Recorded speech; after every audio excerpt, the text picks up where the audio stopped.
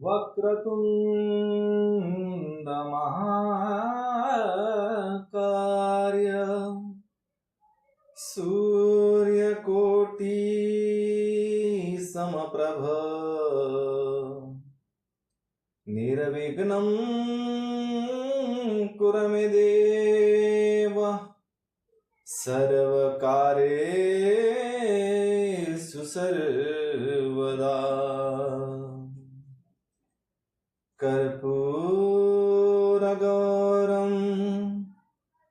करुणावतारं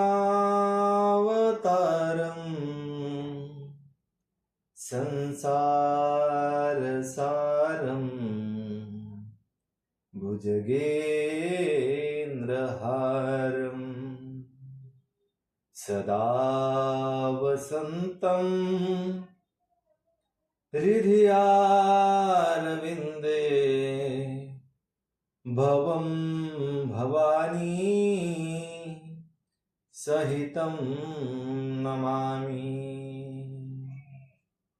शान्ताकारं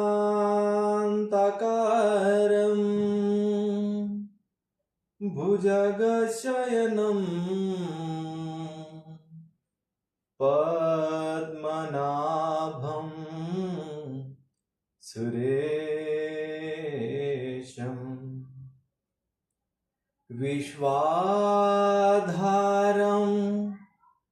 गगनसदृशं मेघवर्णं शुभांगं लक्ष्मीकान्तं योगविद्याविनगम्यं वन्दे विष्णुं भवभयहरं सर्वलोकैकनाथं। नीलाम्भुजश्यामलकोमलांगं सीतासमारोपितवामभागं पानो महासाय विचारुचापं नमामि रामं रघुवंशनाथं। देवी प्रपन्नार्तिहरे प्रसीद प्रसीद माता खिलतो जगस्य प्रसीद विषवे ईश्वरी पाहि विश्वं त्वमेव श्रीदेवी चराचरस्य मनोजं मारुततुल्यवेगं जितेन्द्रियं बुद्धिमता वरिष्ठं वातात्मजं वानरयूथमुख्यं श्रीरामदूतं शरणं प्रपद्ये। ब्रह्मा मुरारी त्रिपुरान्तकारी भानु शशि भूमिसुतो बुधस्य गुरु च शुक्र शनि राहुकेतवः सर्वे कुर्वन्ति मम सुप्रभातं। गुरुर्ब्रह्मा गुरुर्विष्णु गुरुर्देवो महेश्वरा। गुरुर् साक्षात् परब्रह्म तस्मै श्री गुरवे नमः। सर्वे भवन्तु सुखिनः, सर्वे सन्तु निरामया, सर्वे भद्राणि पश्यन्ति, मा कश्चित् दुःखभाग् भूयात्। ॐ शान्तिः शान्तिः शान्तिः। गोविन्द राधे गोपाल राधे, गोविंद गोविंद गोपाल राधे, गोविंद राधे गोपाल राधे, गोविंद गोविंद गोपाल राधे, गोविंद राधे गोपाल राधे, गोविंद गोविंद गोपाल राधे, गोविंद राधे गोपाल राधे, गोविंद गोविंद गोपाल राधे, गोविंद राधे गोपाल राधे, गोविंद गोविंद गोपाल राधे, गोविंद गोविंद गोपाल राधे, गोविंद राधे गोपाल राधे, गोविंद राधे गोपाल राधे, गोविंद राधे गोपाल राधे, गोविंद राधे गोपाल राधे, गोविंद राधे गोपाल राधे। श्री गणेशाय नमः, श्री सरस्वतीय नमः, श्री सांब सदाशिवाय नमः। ओम परमात्मने नमः। पिछले भाग में हमने ब्रह्मा जी ने सृष्टि का विस्तार कैसे किया यह कथा देखी। अब इस भाग में हम वराह अवतार की कथा सुनेंगे। तो आइए कथा में प्रवेश करते हैं। सच्चिदानंद रूपाय विश्व उत्पत्त्यादि हेतवे तापत्रय विनाशाय श्री कृष्णाय वयं नमः। यं प्रव्रजन्तमनुपेतं पेतकृत्यं द्वैपायनो विरह कातर आजुहाव पुत्रेति तन्मयतया तरवोऽभिनेदुस्तम् सर्वभूतहृदयं मुनिमानतोऽस्मि।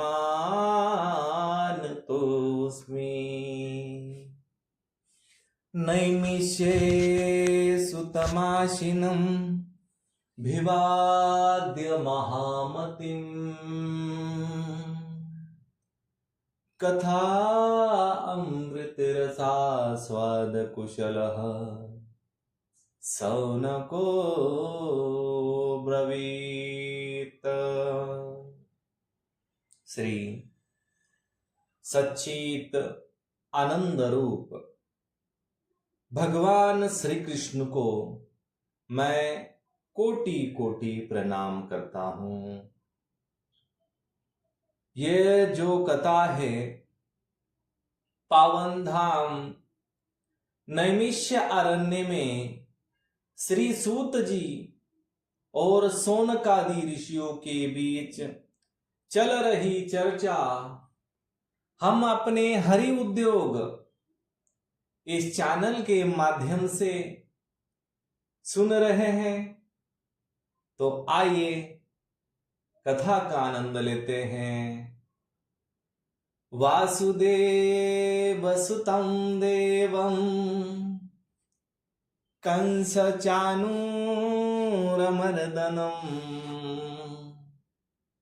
देवकी परमानंदम कृष्णं वंदे जगद्गुरुम्।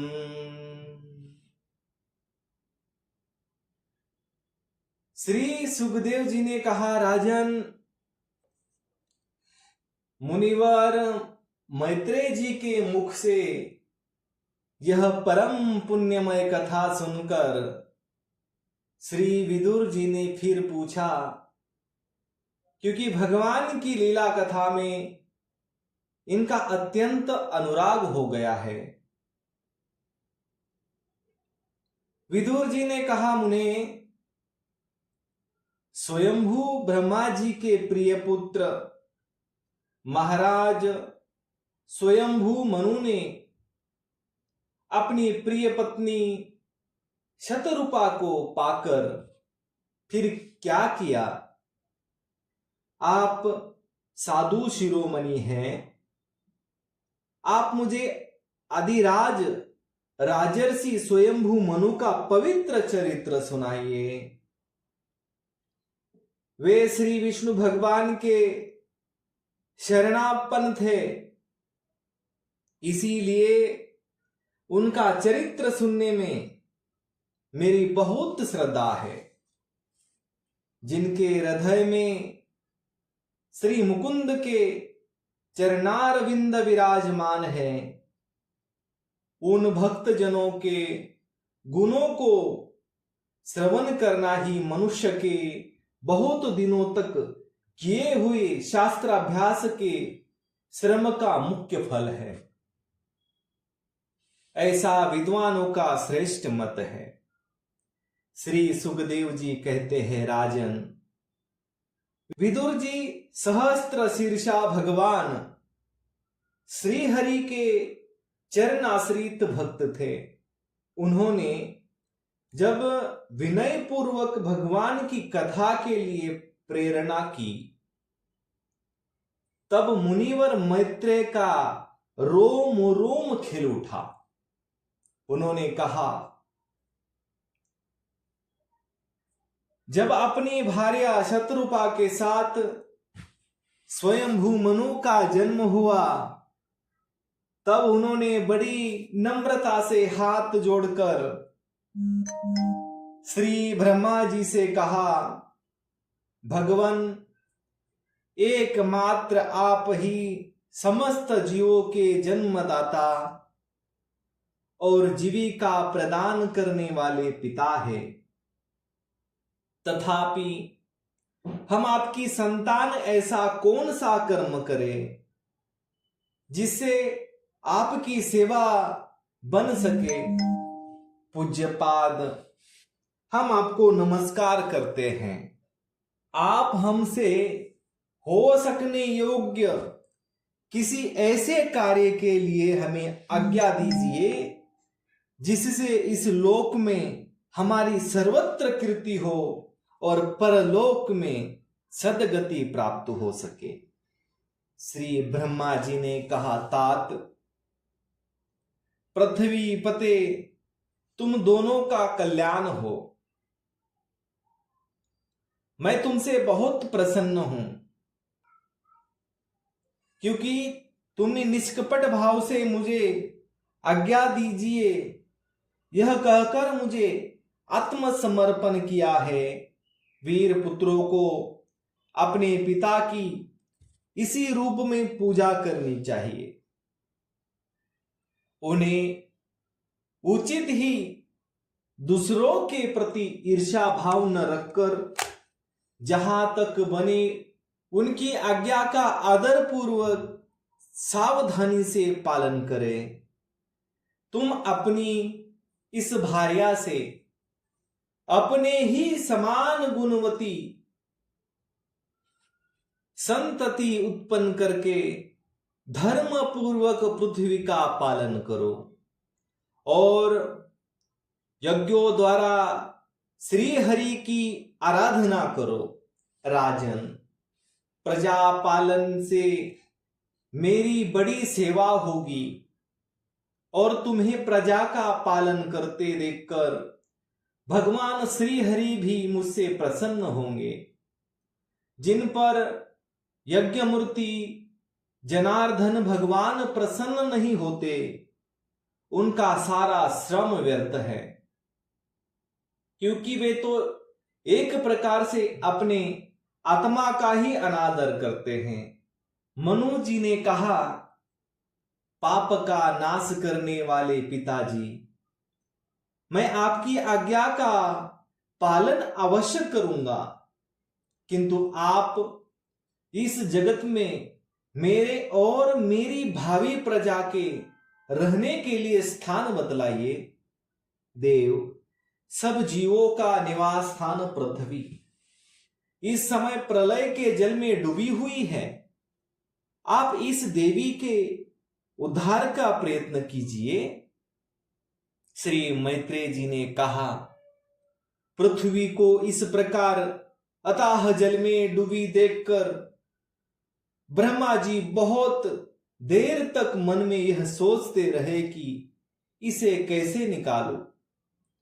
जिस समय मैं लोक रचना में लगा हुआ था उस समय पृथ्वी जल में डूब जाने से रसातल को चल गई।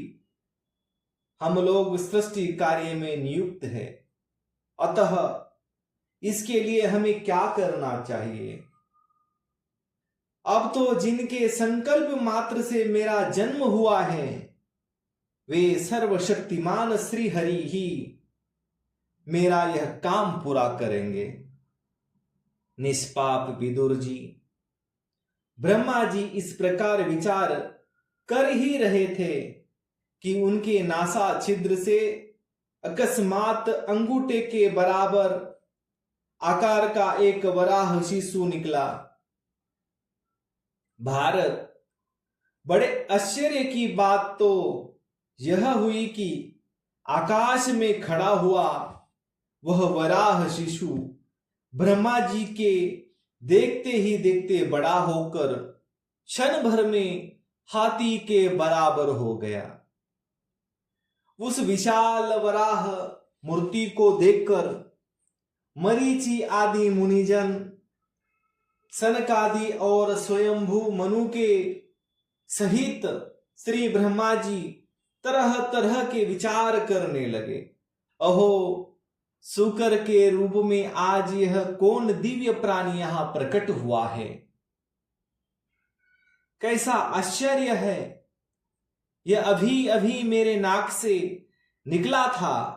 पहले तो यह अंगूठे से पुरु के बराबर दिखाई देता था, किंतु एक ही क्षण में बड़ी भारी शिला के समान हो गया है। अवश्य ही यज्ञमूर्ति भगवान हम लोगों के मनों को मोहित कर रहे हैं।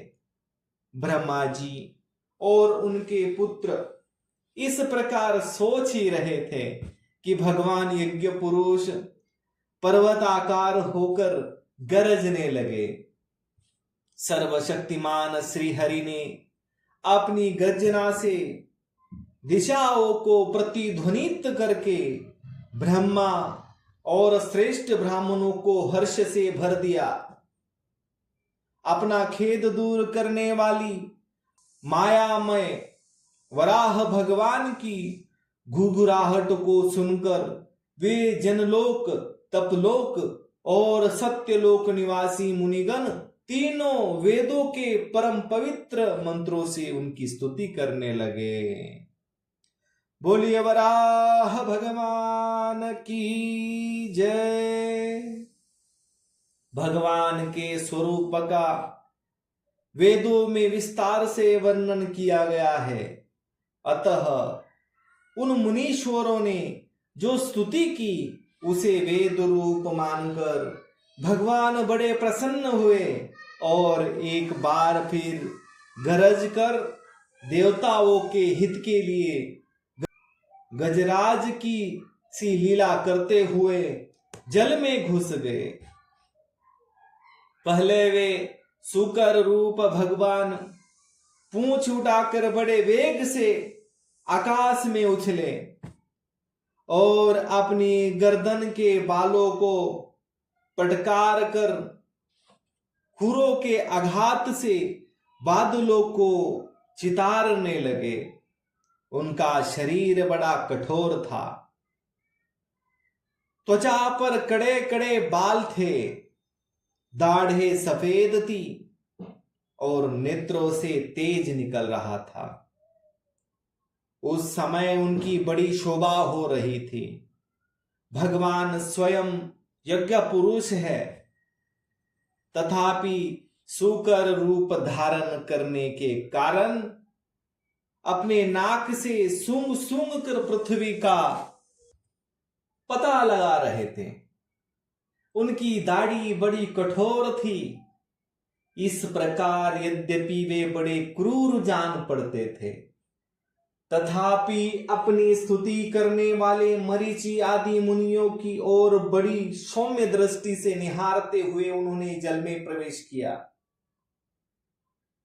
जिस समय उनका वज्रमय पर्वत के समान कठोर कलेवर जल में गिरा, तब उसके वेग से मानो समुद्र का पेट फट गया और उसमें बादलों की गड़गड़ाहट के समान बड़ा भीषण शब्द हुआ। उस समय ऐसा जान पड़ता था मानो अपनी उत्ताल तुरंग रूप भुजाओं को उठाकर वह बड़े अंतर स्वर से, हे यज्ञेश्वर मेरी रक्षा करो, इस प्रकार पुकार रहा है। तब भगवान यज्ञ मूर्ति अपने बाण के समान पैर के खुरों से जल को चीरते हुए उस अपार जल राशि के उस पार पहुंचे। वहां रसातल में उन्होंने समस्त जीवों की आश्रयभूता पृथ्वी को देखा, जिसे कल्पांत में शयन करने के लिए उद्यत श्री हरि ने स्वयं अपने ही उदर में लीन कर लिया था। फिर वे जल में डूबी हुई पृथ्वी को अपनी दाढ़ों पर लेकर रसातल से ऊपर आए। उस समय उनकी बड़ी शोभा हो रही थी। जल से बाहर आते समय उनके मार्ग में विघ्न डालने वाले महापराक्रमी हिरण्याक्ष ने जल के भीतर ही उन पर गदा से आक्रमण किया। इससे उनका क्रोध चक्र के समान तीक्ष्ण हो गया और उन्होंने उसे लीला से ही इस प्रकार मार डाला जैसे सिंह हाथी को मार डालता है। उस समय उसके रक्त से थुतीनी तथा कनपट्टी सन जाने के कारण वे ऐसे जान पड़ते थे मानो कोई गजराज लाल मिट्टी के टीले में टक्कर मारकर आया हुआ है। तात जैसे गजराज अपने दांतों पर कमल पुष्प धारण कर ले, उसी प्रकार अपने सफेद दांतों की नोक पर पृथ्वी को धारण कर जल से बाहर निकले हुए तमाल के समान नीलवर्ण वराह भगवान को देखकर ब्रह्मा मरीचि आदि को निश्चय हो गया कि ये भगवान ही है। तब वे हाथ जोड़कर वेद वाक्यों से उनकी स्तुति करने लगे। ऋषियों ने कहा, भगवान अजीत, आपकी जय हो, आपकी जय हो। यज्ञपते, आपकी जय हो। आप अपने वेद त्रयी रूप विग्रह को फटकार रहे हैं, आपको नमस्कार है। आपके रोम कूपों में संपूर्ण यज्ञलीन है। आपने पृथ्वी का उद्धार करने के लिए ही यह सुकर रूप धारण किया है, आपको नमस्कार है। देव, दुराचारियों को आपके इस शरीर का दर्शन होना अत्यंत कठिन है, क्योंकि यह यज्ञ रूप है। इसकी त्वचा में गायत्री आदि छंद, रोमावली में कुश, नेत्रों में घृत तथा चारों चरणों में होता, अर्धयु, उद्गाता और ब्रह्मा, इन चारों ऋत्वाजों के कर्म हैं। ईश, आपकी थुनथुनी में स्त्रुक है। नासिका क्षेत्र में श्रुआ है। उदर में ईड़ा है। कानों में चमस है। मुख में प्रासित्र है और कंठी छिद्र में ग्रह है। भगवान, आपका जो चबाना है वही अग्निहोत्र है। बार बार अवतार लेना गर्दन उपसद है। दोनों दाढ़े प्रायनीय और उदनीय है। जीवा प्रवृग्य है, तीर सभ्य है और अवस्थ्य है तथा प्राण चित्त है। देव, आपका वीर्य सोम है। आसन प्रताह सवनादि 3 सवन है।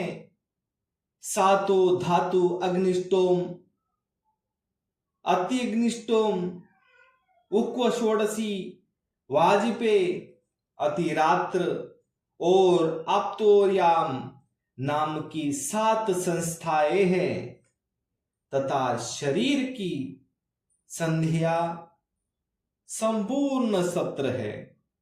इस प्रकार आप संपूर्ण यज्ञ और कृत रूप है। यज्ञानुष्ठान रूप इष्टिया आपके अंगों को मिलाए रखने वाली मांसपेशियां है। समस्त मंत्र, देवता, द्रव्य, यज्ञ और कर्म आपके ही स्वरूप हैं। आपको नमस्कार है। वैराग्य, भक्ति और मन की एकाग्रता से ही ज्ञान का अनुभव होता है। वह आपका स्वरूप ही है तथा आप ही सबके विद्या गुरु है। आपको पुनः पुनः प्रणाम है। पृथ्वी को धारण करने वाले भगवान, आपकी दाढ़ों की नोक पर रखी हुई यह पृथ्वी, पर्वत आदि मंडित पृथ्वी ऐसी सुशोभित हो रही है जैसे वन में से निकलकर बाहर आए हुए किसी गजराज के दांतों पर पत्रयुक्त कमलिनी रखी हो। आपके दांतों पर रखे हुए भूमंडल के सहित आपका यह वेदमय वराह विग्रह ऐसा सुशोभित हो रहा है जैसे शिखरों पर छाई हुई मेघमाला से कुल पर्वत की शोभा होती है। नाथ, चराचर जीवों के सुख पूर्वक रहने के लिए आप अपनी पत्नी इस जगन माता पृथ्वी को जल पर स्थापित कीजिए।